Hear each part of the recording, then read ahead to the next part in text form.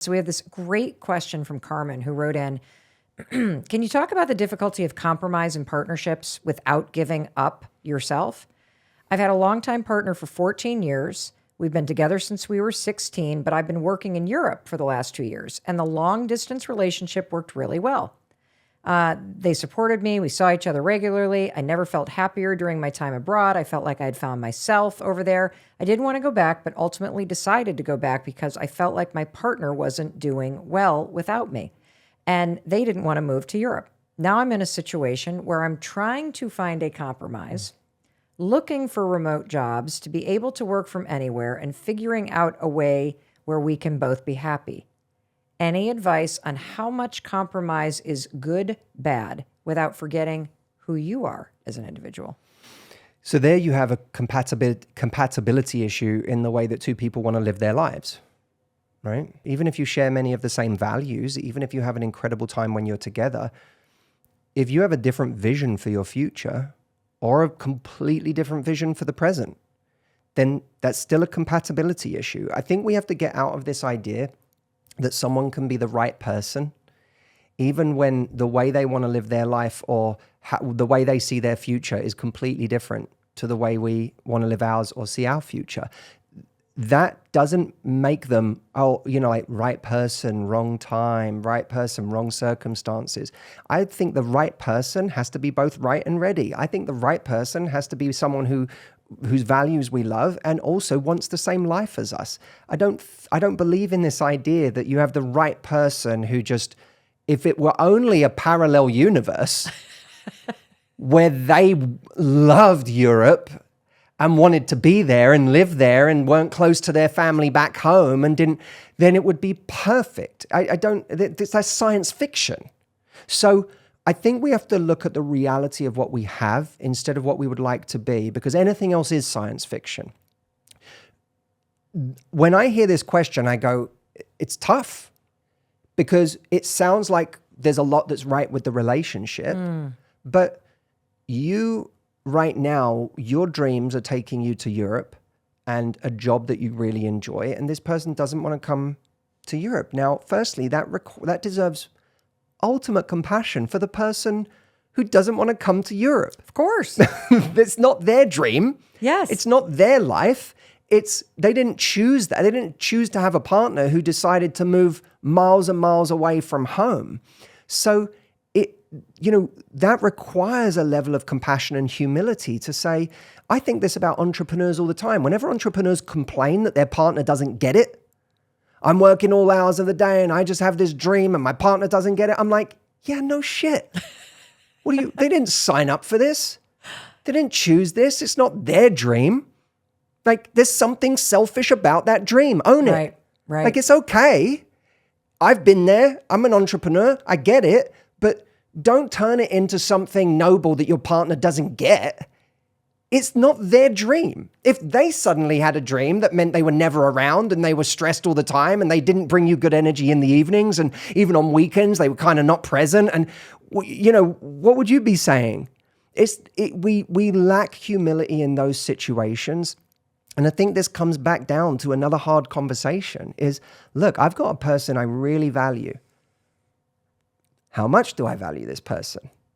Do I value them enough to try and find a job that I'm passionate about back where we're from? Or when I'm honest with myself, if I'm really, really honest with myself, maybe it brings up a tremendous amount of guilt for me. Maybe it makes me feel selfish. Maybe it makes me feel shame. But maybe, if I'm honest, if I don't get this out of my system, I'm never going to be ready for that. And I might have to end up being ready for it with another person. But at least I will have done this thing and pursued this thing that's really important to me right now. And that's, life is about choices. Like, it just is. We wish it wasn't, but it just is.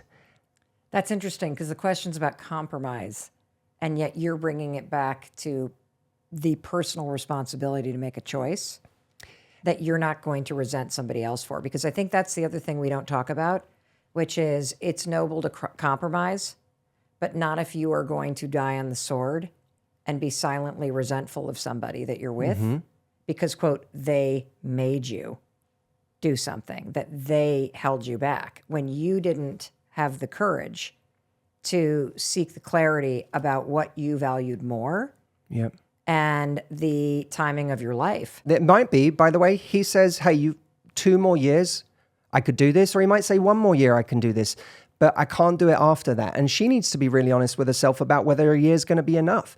There might be the compromise, or the compromise is, you know what, I'm going to come home and I'm going to find something that I can do that I enjoy back home, but I'm going to lean in. If I do that, then I'm really going to lean into that and you've always got to be prepared in life to make the plan B the new plan A. Turn plan B into the new plan A. What you can't do is continue to see it as plan B, because that's where the resentment comes from. What about some of the smaller things that trip relationships up? It's things like your partner plays video games all the time and it drives you crazy. Your partner just wants to watch golf or whatever on the weekend. You are a morning person and you love to get up and get to the gym. And this is a person who's a night owl and sleeps in until 11. And how do you know, you know what I mean? When it's compatibility versus... Is it that you want them to be like you, or is it that your needs aren't getting met? How do you know? Well, ask yourself, is there them playing video games, is it costing me something crucial that I feel I'm not getting in the relationship as a result? Or am I just mad that they're not like me? That's good.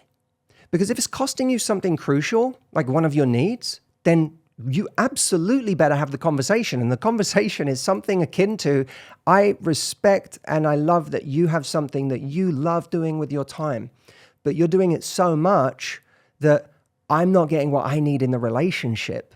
And I want to support you in this thing that you really enjoy doing. But I also want to feel supported. And I want to feel like this relationship gives me what I need. The same way I want to show up for you and give you what you need. So by the way, after this conversation, let's talk about what you need. But right now, the thing that I need the most is quality time. And I'm not getting that because of X, Y, Z. You can say that. But is it about you not getting your needs met?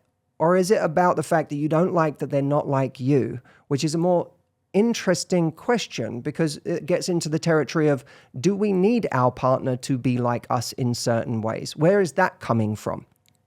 And I think we can talk about that, but I think that's interesting territory. Well, I definitely want to talk about that too, but I can give a couple examples, and I think your distinction is very helpful because it made me realize why these two examples matter. So the first one is that, Chris and I have been together for a long time, but he recently went away on a ski trip with our son, and I didn't go. It wasn't supposed to be a boys' trip, but I literally was like, you know what? I don't want to go skiing for a week. I don't really like skiing. I think I'd rather be home alone and do a staycation without anybody home. Thank you very much.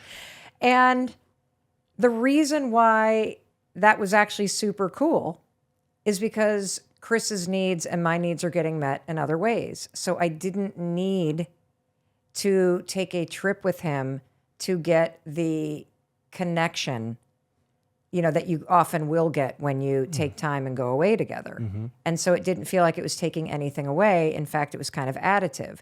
Versus, and here's the example where I did change. I have very bad ADHD, and I have this habit when cardboard boxes come of stacking them up by the door, because we live, in the state where you got to flatten them, and I hate flattening them. I get like all kinds of paper cuts, and I don't know why I don't like to do it, but I don't like to do it. So Chris hates that I stack these things up. And he would yell at me all the time. Can't you just stack them? Can't you? And then I, of course, when he would yell at me about doing that, well, not really yell, but just like, for crying out loud, can't you just do it? I would then defend myself. I'm so busy, I'm traveling. Can't you just do this? For crying out, what else do I have to do? And so we'd get into this standoff. And it wasn't until he sat me down and had the conversation. Listen, I get that you have ADHD. I get that you're tired. I get that you work long hours. I get that you do a ton of things. But let me tell you something. Every time I see that stack like a little kind of pyramid for me, waiting like a gift from you, it makes me feel like you think I'm your maid. What I realized at a very profound level is that when he explained how my behavior made him feel, it made me realize that his need to be seen and taken care of and acts of service were not being met over and over and over again, even though he asked. And that's what motivated me to change my behavior. I am the best cardboard box flattener on the planet, Matt. But that's really beautiful. important thing, because I think in these small moments where we're either forcing someone to be like us, which I don't think you should be doing, or you have an opportunity to express that there's a deeper need behind why you want somebody to actually load the dishwasher or move the stuff from the washer to the dryer. That if you can express the deeper need, now you're strengthening the connection versus fighting with somebody over something. Yeah, that's exactly right. You're giving someone in a relationship a real gift and an opportunity to give you something that may not be rational. And by the way, that's okay. How many things do we need in life that are not rational? It's true. You know, it's a beautiful thing sometimes to just understand that this is important to my partner and it's worth showing up for them in this way, even if it doesn't make sense to me. But that only works in two people who are a genuine team, where it feels like that kind of generosity of spirit goes both ways. Dating culture today for so many people sucks. And it is hard to find love. It's the one area where we feel like we're out of control. How do you change it?